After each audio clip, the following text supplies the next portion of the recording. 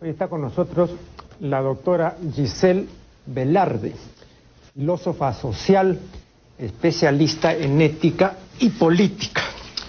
Vamos a conversar con ella acerca de un tema que ella conoce y domina, que es el tema de la cultura de la viveza en el Perú.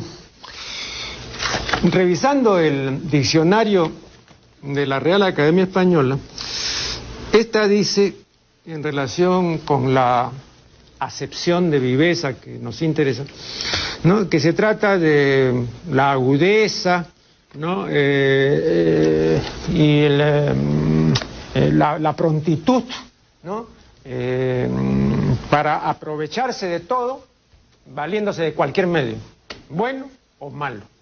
La naturaleza de los medios que uno usa, no importa, vale tanto un medio ilícito como un medio lícito, ¿no? Lo importante es aprovecharse de todo, ¿no?, por las buenas o por las malas. La doctora Velarde, en un artículo sobre este asunto, sostiene que la viveza es al mismo tiempo, ¿no?, producto y causa de la anomia.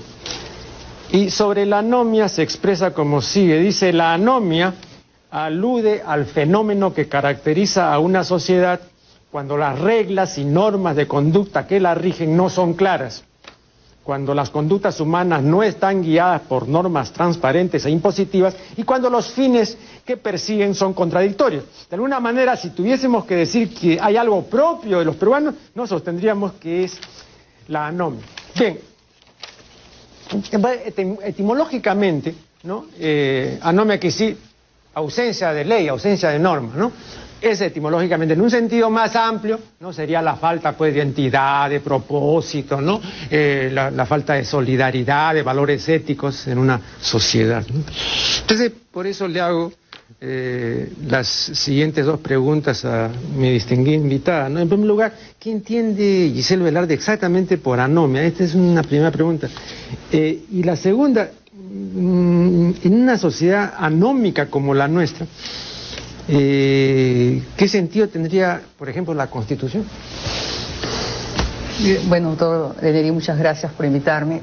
Anomia, como usted lo ha descrito, creo que me parece ese artículo que escribí hace tiempo, creo que he tomado ahí, me parece, citando a Borricó, me parece, sí, ¿no?, un diccionario de sociología, que es la que me parece la más precisa de las definiciones, pero anomia en general es la desregulación social, ¿no? Como he dicho, es digamos, el fallo, digamos, dentro de la sociedad, el no tener, de alguna manera, una norma clara, o más bien jugar entre la ambivalencia de la norma, lo cual es ir contra la norma, ¿no? Expresiones como lo mismo da Chana que Juana, expresiones muy comunes, digamos, de alguna manera reflejan ese carácter anómico, digamos, en nuestra sociedad. Ahora, esto se manifiesta de muchas formas, porque podríamos decir, por ejemplo, estoy pensando en esta imagen del virrey frente, digamos, estoy pensando en una obra de Ricardo Palma, ¿no? Cuando llegaba la orden digamos, de España, el virrey decía: acato pero no cumplo. Eso genera anomia. O sea, por ejemplo, vemos, por ejemplo, cómo la autoridad en general en el Perú nunca de alguna manera ha podido resultar de alguna manera una autoridad real para nosotros, ¿no?, sino que ha creado más bien algún tipo de ambivalencia entre la relación, digamos, de lo que podría ser la normatividad, y esto también ha hecho que no podamos interiorizar las normas. Entonces, en general, por anomia estamos refiriéndonos a cualquier tipo de desregulación social, pero tiene que ver con la normatividad. La legalidad puede ser la legalidad cuando se entiende como también concepto ético, pero también en algunos casos la legalidad no es la ética propiamente dicha, claro, ¿no? La legalidad sería una primera forma, digamos, de construir un bien común, en ese sentido sería la ética, pero en general alude a esta situación desregulada que sea una sociedad. Claro, yo como segunda pregunta, yo mencionaba la Constitución, porque la Constitución, sí, es la ley fundamental, exacto, del Estado, ¿no?, la que establece, pues, los derechos y libertades de los individuos y de las instituciones. Y por ejemplo, no, porque como veo acá que usted se refiere a una falta de claridad, que no son transparentes y todo, pero yo le voy a mencionar una declaración constitucional. Ni siquiera son claras, digamos, no solamente no son transparentes, sino que en realidad no sabemos bien cuáles son esas normas. Claro, es mucho más grave que la ausencia de claridad. Pero, por ejemplo, le menciono algo que dice, pues, clarísimamente, a mi juicio, en la Constitución, ¿no? La persona es el fin supremo de la sociedad y el Estado. ¿A usted le parece claro eso o no? Eso me parece que es el ideal al que se debe aspirar. Pero, por ejemplo, en una sociedad como la peruana, donde la Constitución, vamos a contestar esa pregunta ahora, pero en general una sociedad como la peruana, donde la vida no tiene ningún valor, eso es clarísimo, no solamente porque se desbarrancan los buses, sino porque en realidad el abuso hacia el otro, digamos, está claramente, digamos, establecido aún hacia ese otro que es nuestro más cercano, digamos, hacia un familiar.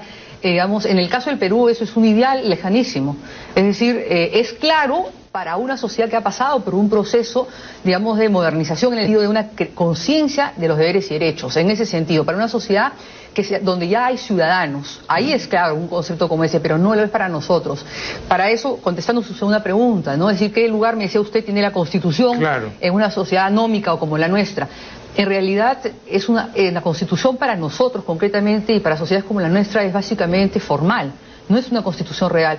Gran parte de los problemas que tenemos, o gran parte del problema ético, digamos, justamente en el país, es que no ha habido un acuerdo social real. La Constitución se supone que es el pacto social de un país, de una sociedad, de un conjunto humano. Y en realidad nosotros venimos y si revisamos un poco los estudios sociológicos que se han hecho en el Perú, se atribuye esto desde la colonia en general, porque de alguna manera es una forma también de dividir, digamos, antes y después de la colonización. Pero, digamos, se ve que el pacto social ha sido ilegítimo en el Perú.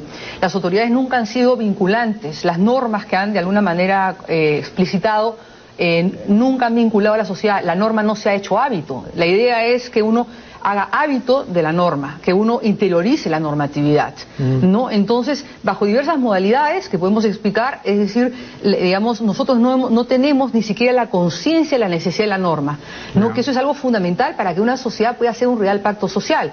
O sea, mientras que en el Perú la gente no de alguna manera no interiorice que tiene que haber algún tipo de normatividad, y que la primera forma de normatividad, como dije antes, sería la legal, que es moral en su primera instancia, porque son las primeras formas de bien común. Lo que la Constitución pretende ser, los peruanos no se sienten ligados. Entonces puede ser que tengamos muchas leyes, como muchas veces dicen los abogados, muy buenas, que en el papel todo esté muy bien, pero el problema es que hay una disociación absoluta entre lo que se dice y lo que es, entre las expectativas, digamos, de alguna manera, y entre la realidad. Pero entonces a lo que se refiere es no a la ausencia, ¿no? O no a la falta de regulación, una desregulación es una falta de regulación, sino a un incumplimiento permanente, ¿no? Pero las leyes están ahí. Exacto. Ahora se pueden decir, bueno, esto es muy idealista o esto no es apropiado para nuestra realidad, pero está ahí. Pero la idea de la Constitución, de esas leyes que están ahí, que la Constitución debería ser el código básico, y ahí brotan otro tipo de leyes sociales, económicas, jurídicas, etcétera. ¿No es cierto? La Constitución es nuestra base. La idea es que esa Constitución, que es justamente el pacto social básico de una sociedad, surja de alguna manera de los ciudadanos. Pero esa Constitución no ha surgido de los ciudadanos. No, es decir, no hay un acuerdo real, y menos aún, es decir, hoy en día. Entonces, de alguna manera vamos a tener que reformular esto hasta que la gente pueda de alguna manera sentirse incluida. El problema es que los peruanos se sienten excluidos en gran parte, digamos, de lo que es el país. Y podríamos nosotros comenzar a decir que cuando una realidad que, digamos, es propia, digamos, de todos los peruanos, más allá de las diversas clases socioeconómicas que tengamos, ¿no? Uno a veces ve lo que está pasando en la política, por ejemplo, y es como si fuera otra realidad de la sociedad civil. Es decir, es como ver una película en cierta medida. Entonces ya hay cada vez más una diferencia entre un discurso que se sigue sosteniendo y lo que la realidad es. Entonces ahí hay otro tema que tiene que ver con la ética, que es el tema del cinismo también, ¿no? El tema, digamos, de la inversión moral, que no es exactamente lo mismo de la viveza, ni tampoco la anomia, pero que se está tocando por otros lados. Bueno, a propósito de la viveza, ¿no? Aquí en nuestro país, como a todos consta, se premia la viveza. Sí. Entonces se constituye en un valor moral, ¿no? Entonces la cultura de lo que usted llama Pepe el Vivo es una inversión de valores, ¿no es cierto? ¿No? Entonces lo inmoral viene a ser moral. Se invierte en categorías que no se pueden, pues, intercambiar. Pero yo quisiera decir lo siguiente, ¿no? He sabido que las sociedades y las culturas suelen normalizar patologías, ¿no? Entonces, para mencionar un punto que yo conozco, en el terreno sexual hay un porcentaje considerable de mujeres frígidas y de hombres que padecen de impotencia relativa, ¿no?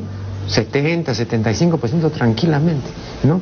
Eso es patológico, eso es anormal. Sin embargo, es estadísticamente la norma en sociedades de Occidente.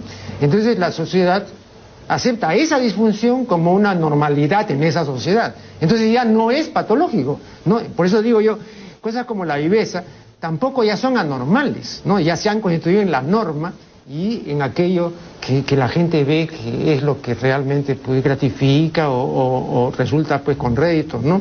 Yo siempre he dicho, para mencionar un caso súper conocido, que el pueblo, y usted no sé qué pensará, el pueblo no odia a Montesinos, por ejemplo, ¿no? Incluso yo me atrevería a decir que hasta le parece admirable. O sea, no hay ninguna conciencia, digamos, moral que lo repruebe, ¿no? Esto me parece claro. Yo nunca he visto decir, este es hombre corrupto, no puede ser, es intolerable. No, ¿no? Esa es una carencia, digamos, de quien puede emitir un juicio. No puede emitir un juicio. Pero por eso le digo yo, ¿usted no cree que se ha normalizado eso y que ahora eso que para nosotros nos parece reprobable, la viveza y la inversión valorativa, se ha normalizado?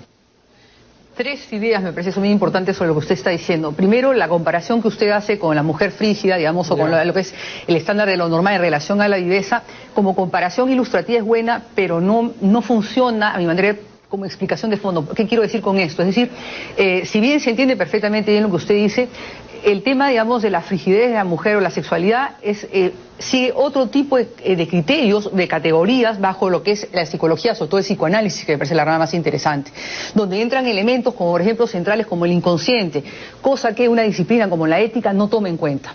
Entonces, la ética se mueve a otros niveles. Por ejemplo, podemos decir educación en valores. Ese es un tema que preocupa más a los educadores, pero que sale de un fundamento filosófico. La ética como disciplina es un tema más de la filosofía, porque es la que se preocupa del tema como fundamento y la que donde brota el resto.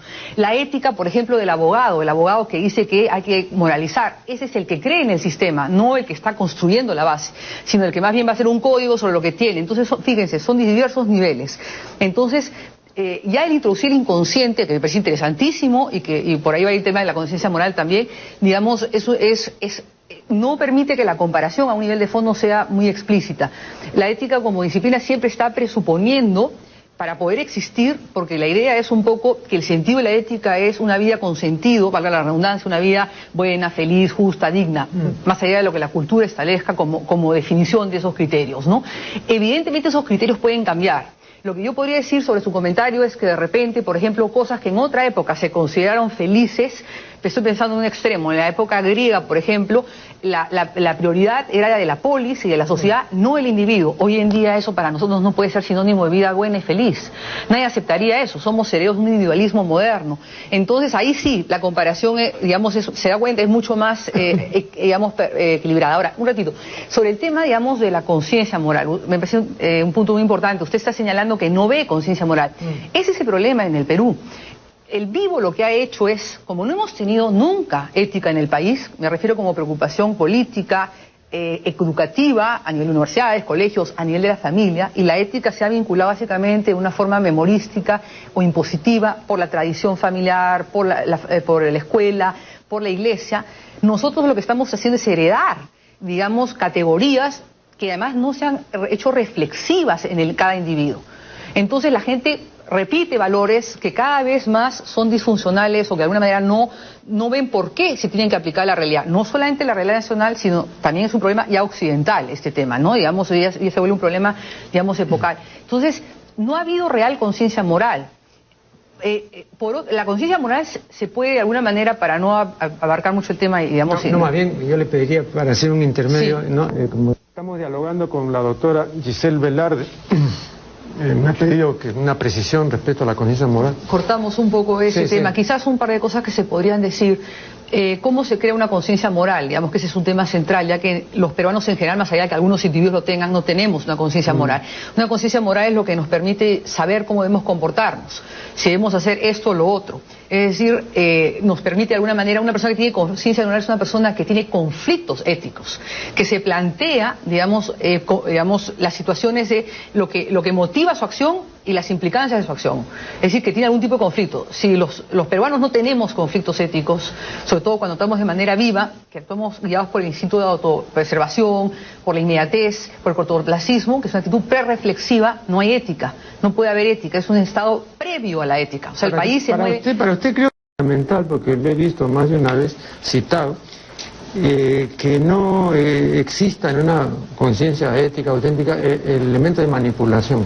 O sea, cualquier, digamos, trámite donde está presente la manipulación no puede ser ético. Eso es lo que sustenta. Ese es un tema de la ética propiamente dicho. Es decir, la ética como disciplina tiene dos exigencias básicas. Una es que tenga un criterio moral, es decir, que haya un principio, una idea para diferenciar el bien del mal. No, el consenso social, por ejemplo, que tiene una base que tiene su primera expresión en la Constitución, es una forma. El Dios cristiano es otra. Son las dos herencias que tenemos nosotros culturalmente, ¿no? Que chocan en algunas partes, pero eso es otro problema. Pero digamos, si no existe un criterio moral, no hay un fundamento para la moral. La moral no tiene validez, tiene que haber un criterio. Estas imágenes de no hagas al otro lo que no quieres que te hagan a ti es una forma popular de establecer un criterio moral. No es una forma teorética, es una forma popular. Y la otra condición de toda propuesta ética es que no haya la idea de cosificar al otro, de instrumentalizarlo, que es lo que hace el vivo. El vivo solamente se fija, el criterio del vivo no es un criterio moral, porque lo que hace es usar al otro instrumentalmente para su propio fin. O con un lenguaje más psicoanalítico quizás, es decir, lo hace objeto de su goce, ¿no es cierto? Entonces, la ética justamente, en eso se diferencia de la política, ¿no? Y eso nos muestra que nosotros no tenemos justamente, en general, como tenemos hoy en día, la política sí, en mira sus objetivos puede instrumentalizar, y lo hace de hecho, esa es la gran diferencia. Y la ética lo que hace más bien es decir, no, tú tienes que mirar los medios que vas a utilizar en tu acción. A la política más le interesa el resultado, no los medios. Y la ética, si tuviera que priorizar, priorizaría los medios y no tanto el resultado. Por eso es que también es tan difícil una conducta ética. ¿Usted no suscribiría el utilitarismo, por ejemplo, en este terreno? No, pero lo hemos entendido en un sentido clásico, en la definición, digamos, del bienestar, el mayor número. Creo que el problema es que es muy fácil, es una concepción muy fácil. No me resulta convincente porque creo que es muy difícil. ¿Qué entenderíamos por ese bienestar? ¿Quién definiría ese bienestar? La única forma de poderlo establecer sería a través de un consenso social. Entonces ya estaríamos en alguna forma de pacto, ¿no es cierto? Pero sería más fácil que definir la felicidad, ¿no? Porque la gente no creo que pretenda otra cosa que un bienestar. No, ya lo de la felicidad, claro, esos son términos mayores, ¿no? Eso sí, pero digamos que igual me resulta un poco inasible en cierta medida, es decir, no sé cómo se puede, suena muy bonito, pero no sé cómo se puede materializar eso, ¿no? Hay ciertas ideas que me parecen importantes quizás precisar en torno a este tema del vivo, ¿no? Que usted, digamos, ha mencionado. Este vivo que es prereflexivo desde mi punto de vista, es decir, este vivo que de alguna manera no accede a la ética porque la ética presupone reflexión, como digo, una evaluación de tus intenciones, también de las consecuencias de tu acción y un separarte de este cortoplacismo. Este vivo de alguna manera tiene otras manifestaciones que colindan con él, que no son exactamente lo mismo. Por ejemplo, estoy pensando en la imagen del cínico, que es una actitud que se introduce algunas veces chocando con la viveza y otras veces sin chocar. Puede haber cínicos que no sean vivos, digamos. Por cínico estoy entendiendo una persona que también se guía por su instinto de autopreservación, pero no de una manera irreflexiva y cortoplacista, sino es alguien que más bien puede actuar calculadamente. Es alguien más bien desilusionado de la modernidad, pero la modernidad ha pasado por ella. ¿Qué quiero decir? Es una persona que sí tiene espíritu reflexivo, pero que como no ve la posibilidad, digamos, de un ordenamiento social, por poner en términos éticos, no ve la posibilidad, está desengañado frente a las aspiraciones de la modernidad, de la libertad, de la igualdad, y ve en lo que ha acabado el siglo XX, el siglo XXI, lo que hace es agarrar y simple y llanamente guiarse por su propia autopreservación también. Digamos, solamente importa lo que a él le sirve. Pero no es una actitud reflexiva, sino más bien es calculada. Entonces son distinciones bien difíciles de hacer. Yo recuerdo que Ambrose Bierce en su diccionario dice que el cínico, ¿no? Es la persona que ve las cosas no como debieran ser, sino como son. Entonces en eso es una especie de realista, ¿no? Claro. Hoy en día no sé si exactamente sigue, digamos, pero ese me parece que está remitiéndose más a la primera imagen, a la imagen griega, un poco de cínico, ¿no es cierto? Exacto, que es un poco este hombre solitario, que de alguna manera es un marginal, marginal dentro de la sociedad que justamente ve con esa crudeza la realidad. Bueno, otro punto que quería yo dilucidar es el siguiente. Usted sostiene que en el Perú no existe un acto fundador, ¿no? Y por eso se puede hablar en el Perú de una cultura de la viveza, ¿no? El Perú no tiene una imagen propia, de ahí que solo seamos, según usted, ¿no?, individuos, pero no somos ciudadanos, ¿no? Y claro, como individuos buscamos nuestros propios fines particulares, pues, ¿no? Pero no nos importa lo demás, ¿no? Ahora bien, La pregunta es, ¿qué es un acto fundador? Por ejemplo, la leyenda de Manco Cápac y Mama Ocllo, ¿es un acto fundador? La independencia, ¿es un acto fundador? ¿Qué es un acto fundador? Deberían haberlo sido, pero no lo han sido, evidentemente, ¿no? Es decir, cuando uno es niño y le cuentan, como parte de la historia de Perú, la leyenda de Manco Cápac y Mama Ocllo, se pretende ilustrar lo que es un acto fundador, ¿no? Entonces, aunque lo hubiese sido, hoy en día esa leyenda no nos permite, digamos, encontrar. Digamos, estamos de alguna manera, por cuestiones históricas y cambios radicales que se han dado, podría ser una primera imagen para el niño y de alguna manera un simbolismo, ¿no? La independencia debería haberlo sido en cierta medida, pero hay una gran paradoja también ahí, ¿no? Porque de alguna manera los criollos, para sentirse parte de este país, digamos, tenían que luchar contra los iguales a ellos. ¿Qué quiero decir? De alguna manera tenían que negar a los españoles con quienes compartían de alguna manera conceptos, digamos, más comunes que con los indígenas, ¿no? Y sabemos que detrás de todo esto había muchos conflictos, digamos, también entre los mistis y los indios, etcétera, ¿no? Entonces, yo lo que creo es que lo que sí es interesante, porque en algún momento se tiene que dar esto para que podamos salir sobre todo de situaciones extremas como las de, por ejemplo, destrucciones completas de la sociedad, que son formas inmorales de vida como las planteadas por Abimael Guzmán. Pero justamente usted menciona eso, claro, usted menciona, digamos, la época del terrorismo y menciona la década de la corrupción, y que fueron oportunidades para cambiar. Eso es lo que quiero decir, que en esas épocas de crisis es cuando se debe dar justamente el acto fundador. ¿Por qué no lo hicimos?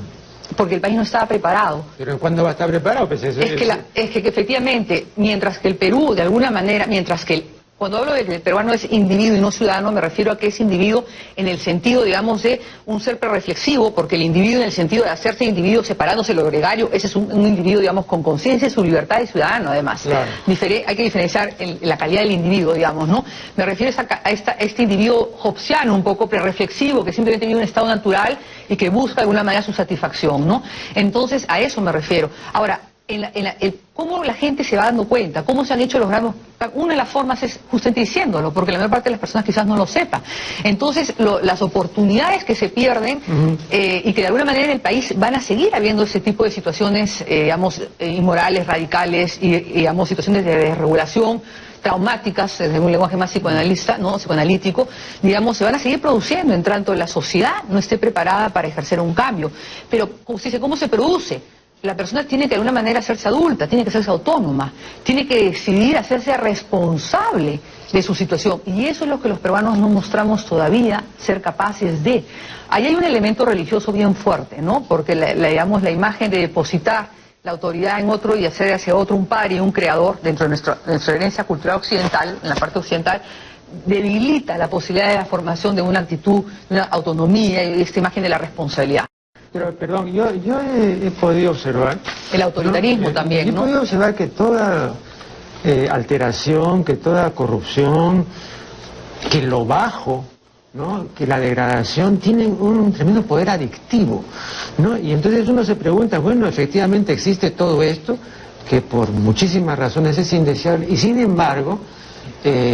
ancla a la persona, ¿no? La asegura, y la persona realmente termina por acostumbrarse, ¿no? Y esto lo hemos visto y lo hemos dicho en relación, por ejemplo, con la labor de esparcimiento de basura que cumplen los medios, ¿no? Eso es peligroso porque la gente termina volviéndose adicta a la basura. Ese es el peligro. No, está mal que también se esparza basura, pero es que después termina gustando.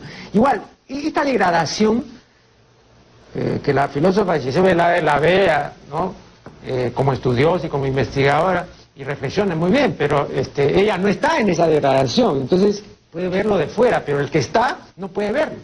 Hasta que alguien se lo haga ver. Claro. O hasta que se presente otra alternativa. Por eso es que es muy importante justamente los espacios de formación en la sociedad y sobre todo de alguna manera, digamos, lo que debería ser una inteligencia que no tenemos, ¿no? Eso es lo que nos falta, una clase intelectual, digamos, o en todo caso unir a la gente que puede formar parte de esto, que sí existen individualmente, ¿no? Lo que usted dice es muy importante. Lo que pasa es que en el ser humano hay una meritocracia, ¿no? Eso sería el ideal, ese sería la modernidad, pero en este país estamos muy lejos de eso, porque la calidad además se está sancionando cada vez más. Claro. Pero hay algo que me parece importante, es decir, digamos, perdí la idea, disculpe con lo de la meritocracia. Sí, no, esta imagen de la persona que está, lo que le quería decir es que el ser humano tiene la inclinación hacia el bien y hacia el mal, eso es una opción de la conciencia. O sea, no es que el ser humano está hecho para una determinada... Pero el mal está ganando hace rato. Claro, pero ¿por qué? Porque la libertad... se está imponiendo lejos. Claro, y en el Perú somos un país de manera fundamentalmente autodestructivo. Nosotros estamos en un proceso muy fuerte a ese nivel, ¿no? Entonces, ¿por qué eso se da? Porque de alguna manera la libertad hoy día tiene más fuerza, porque no hay realmente una conciencia moral, porque no hay un proyecto. Pero este es un problema en el Perú muy grave, en otros países con el Perú muy grande, pero es un problema también que tiene que ver con una crisis en la cultura occidental. Que digamos es una cultura, es la cultura hegemónica, ¿no? Y es una crisis que aborda muchísimos niveles. Como les decía, el cinismo es un tema que también se manifiesta a nivel epocal, ¿no? Aunque no sea uno un vivo, como de repente pues no hay muchos vivos en la sociedad alemana, por ponerlo de alguna manera, pero sí hay cínicos, ¿no? Digamos que no tengamos la idea de la criollada, ¿no? O no tengamos la idea, por ejemplo, de lo que se llama el canalla, ¿no? Esta imagen de la pendejada, que es el que comparte la idea del cínico de que no respeta la ley, pero de alguna manera finge que eso es lo más grave de todo, de manera de ver, ¿no? Es una perversión enorme que está en nuestros políticos, en muchos de ellos, en las autoridades universitarias, religiosas, y eso es gravísimo. Entonces lo que estamos haciendo es instaurar una perversión y destruir la posibilidad de un ordenamiento moral en la sociedad. Y eso es muy peligroso justamente con los jóvenes, con digamos, hay una manipulación fortísima a ese nivel, ¿no? Entonces hay muchas imágenes de rostros del mal. Ahora, el mal en general siempre tiene un gusto de placer, muchas veces a diferencia del bien. Entonces, en una sociedad donde los impulsos irracionales, el instinto de agresión, etcétera, que están en el ser humano, de alguna manera no son regulados por la propia cultura, por ponerlo de alguna manera, ¿no? Aunque eso traiga ciertas implicancias, o no son encausados a través de las instituciones, como debería ser, que deberían ser representativas de ciertos ideales, a través de la familia, a través de los docentes, a través, digamos, de los líderes de opinión.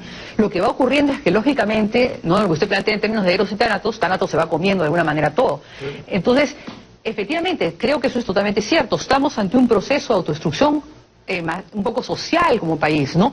Y ahí lo que ocurre es que no hay ideas. Entonces lo que más bien ocurre es que se va vendiendo esta imagen, como además es una sociedad de la imagen y del consumo, la persona de alguna manera... Vamos a hacer acá un nuevo corte, eso, ¿no? Claro. La doctora Velarde dice que los peruanos no tienen conciencia de que tienen derecho a tener derechos. Y el Perú no ha llegado al estado necesario para autogestarse como nación. Bien, la pregunta es, ¿por qué los peruanos no tienen conciencia de que tienen derecho a tener derechos? Porque para eso hay que de alguna manera haberse hecho individuo, que es cuando digamos, conciencia de la individualidad y del derecho a la libertad. Esa es justamente una conciencia moderna. La conciencia de la posibilidad de que tú no dependas de otro. Y esa dependencia de otro, que en una época se vinculó a la ciencia, en el sentido de la naturaleza, hoy en día obviamente eso no existe, a través de la tecnología más bien estamos destruyendo, a través estamos en otro plan, se ha vinculado mucho también a Dios a través de la religión, eso sí queda en nosotros, lo cual no tiene que ser tan conflictivo como algunos lo plantean en nuestro país, pero es cierto que el autoritarismo también está vinculado con formas de religiosidad, ¿no? Porque es un verticalismo. Entonces la conciencia de los derechos aparece cuando tú puedes ver la sociedad de una manera adulta, a los otros como iguales, y tú puedes plantear libremente y de alguna manera horizontalmente tu relación con Dios, lo cual no quiere decir que tú te creas Dios, cuidado, que es uno de los males en esa época, los que hemos llegado, porque de alguna manera no se produjo felicidad, ahí está el mal, ¿no? Pero tú puedes de alguna manera replantear tu relación. La conciencia de los derechos aparece cuando el concepto de autonomía aparece en el ser humano, cuando el ser humano justamente se da cuenta de que él es lo esencial, y es una cita de la Constitución al inicio, el fin supremo, ¿no es cierto? El ser humano como el fin supremo.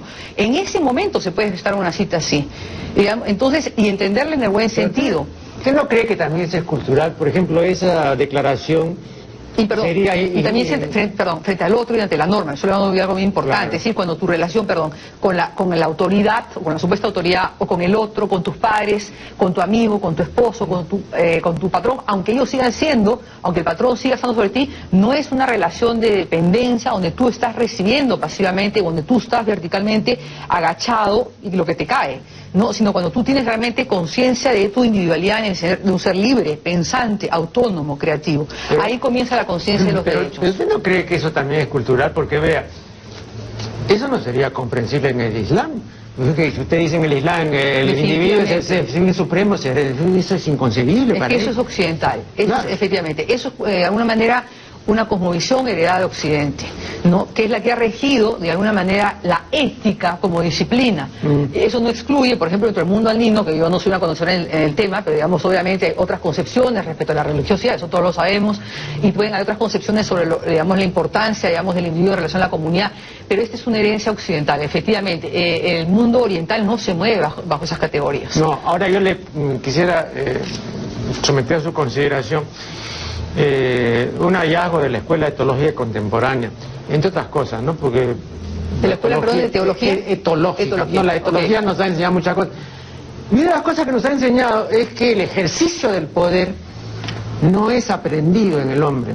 O sea, esa tendencia a la jefatura es una tendencia que se advierte además pues en los simios y todo, y que es algo que nos es con natural. Pero yo le quisiera someter a su consideración un hallazgo de la Escuela de Teología Contemporánea, entre otras cosas, ¿no? Porque de la Escuela, perdón, de Teología etológica. No, la etología nos ha enseñado muchas cosas. Y una de las cosas que nos ha enseñado es que el ejercicio del poder no es aprendido en el hombre. O sea, esa tendencia a la jefatura es una tendencia que se advierte además pues en los simios y todo, y que es algo que nos es con natural. Pero también dicen los etólogos, nos es con natural someternos, ¿no? Agacharnos, también eso. Entonces ninguna de estas cosas, o sea, ni la sumisión, ¿no? Ni la imposición son herencias culturales, sino son, digamos, manifestaciones que han venido programadas de fábrica. Entonces, ¿usted no cree que estos son elementos ya biológicos que dificultan sobremanera que usted pueda corregir o enmendar la plana, ¿no? A la genética que nos programó así, o nos sometemos, o mandamos y abusamos, pero no encontramos un término medio, fácilmente? No creo que es algo biológico, creo que el ser humano siempre se define más por lo social, ¿no? Ahí el psicoanálisis ha aportado cosas mucho más interesantes, la filosofía no tiene mucho que decir, pero sí diría yo que exactamente, digamos, el instinto, de alguna manera la tendencia, para no hablar en términos de instintos, a dominar, tanto como a someterse, está en los seres humanos. Y creo que de alguna manera, si uno puede dominar, va a dominar y va a aplastar, ¿no? Por eso le decía que la ética presupone reflexión, tienes que salir de ese círculo. Estoy pensando en una forma más elaborada, de alguna manera, de que se presente esto, por ejemplo, en Hegel, cuando hace el esquema del amo y el esclavo, ¿no? Como de alguna manera, digamos, la construcción de la identidad pasa por el reconocimiento del otro. Entonces, el amo necesita el esclavo y el esclavo necesita el amo. Lo que hace son relaciones que de alguna manera son complementarias. Creo que dentro de la estructura social del ser humano siempre está eso. El asunto es cómo se plantea esa relación. Por eso yo decía, no decir, si yo trabajo con una persona, esa persona es mi patrón. Entonces yo puedo ser empleado de alguien, pero cómo se plantea la relación entre el patrón y el empleado, ¿no? Entonces, no está mal la relación.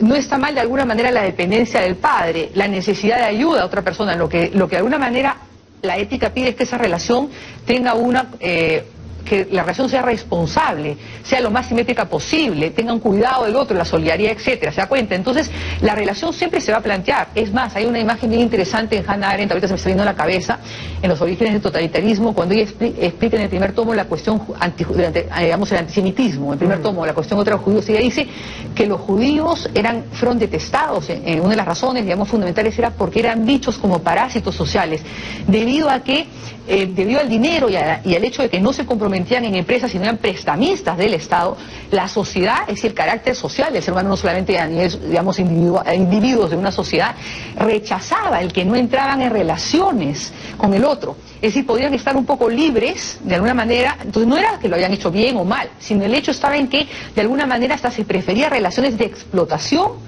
que era el parásito. Y el parásito eran estas personas que de alguna manera simplemente podían hacer bien su dinero, pero el hecho era que no estaban insertados en la sociedad. Y eso me parece bien interesante, porque esto me permite entender, o nos permite elaborar otros temas bien de fondo en la naturaleza humana, me parece, ¿no? Por ejemplo, el hecho de que de alguna manera se sacrifique muchas veces a la persona creativa, a la persona talentosa, al que de alguna manera destaca. Es como si la sociedad cobra el precio y te obliga a regresar a la masa o te margina.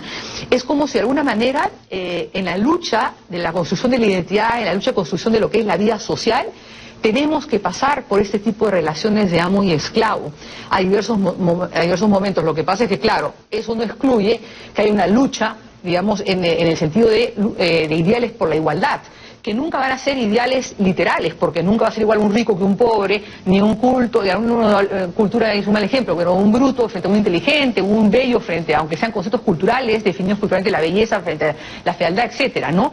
Unos más culturales que otros. Pero lo que sí es importante en todo caso es que, aunque esto no sea igual, se busque una igualdad ante la ley. Ahí está la ética. Es decir, la primera forma de igualdad, esa constitucionalidad, la que usted planteó al inicio, la igualdad ante la ley sí puede existir y se da en algunos lugares. Y eso es lo que se busca, que esa es la igualdad ciudadana, la libertad y la igualdad o derechos y deberes a través de un concepto, de un tratamiento igual a las personas a un carácter social. Ahora, entonces son diversos niveles, ¿no? Yo, conversando con el doctor Juan José Vega, que en paz descanse, y esto lo hemos conversado más de una vez, él me decía que en el Perú el establecimiento de la democracia va a ser siempre un problema, porque el Perú tiene una larguísima tradición autoritaria. Efectivamente. Y entonces la democracia va a chocar siempre con esa tendencia, digamos, a la mano fuerte y al hombre, pues, providencial que va a modificar todo, ¿no? A patadas, ¿no? Y por la fuerza. Y pues la violencia pues ha demostrado en la historia pues que también es profundamente transformadora, ¿no? Exacto. ¿Usted no cree que esa es una realidad dolorosa de que no se puede fácilmente eliminar ni superar? Sí se puede eliminar y superar el autoritarismo, pero no estamos aparentemente, creo que sí estamos en condiciones de hacerlo, pero en general los peruanos que deberían facilitar esas condiciones son los que más las entorpecen. No es la masa la que no quiere salir, sino muchas veces yo creo que esto depende de los grupos que están en el poder. No me refiero solo a los políticos, gente que tiene puestos claves y que de alguna manera puede posibilitar que se haga ese cambio, pero no lo quiere hacer. Sí, pero Entonces, la masa que no tiene puestos claves, sí, pero la masa que no tiene puestos claves, sin embargo, brinda su apoyo al autócrata, brinda su apoyo al dictador, ¿no? Sí y no. Yo voy a decir, no estoy totalmente de acuerdo con eso. Es decir, sí en la medida en que no veo otra forma que de alguna manera, que a través del vínculo, ahí viene justamente algo vinculado al autoritarismo, que es el servilismo, el paternalismo, que tiene que ver también con nuestra herencia cultural, etcétera. Entonces, la hipocresía, digamos, la impostura, la que mencioné, parte de alguna manera de la canallada, que es algo propio de la mentalidad criolla, ¿no? Que es un poco que es la doble moral también, de alguna manera, ¿no? El sistema es así, pero yo me sirvo de eso y finjo que soy la norma. Yeah. Esta perversión horrible que existe en muchos peruanos, ¿no? De una manera más o menos consciente. Entonces, creo que la persona a veces no ve otro camino y otras veces no sabe que hay otro camino.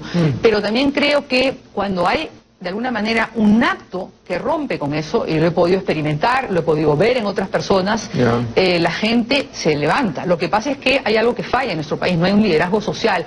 Por eso quiero decir que no hay gente que realmente pueda dar opiniones que aporten ideas. En realidad son muy pocas las personas, no hay espacios, son muy pocos los espacios y son pocas las personas.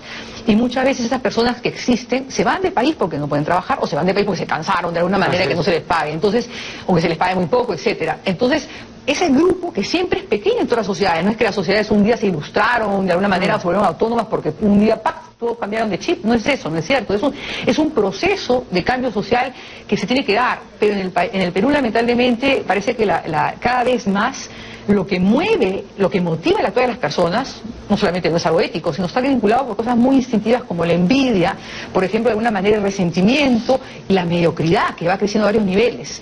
Entonces, es como entramparse en un círculo vicioso, ¿no? Y eso es lo que yo creo que de alguna manera imposibilita este cambio que requiere de un cambio, lo que se tiene que hacer es un cambio radical en la sociedad.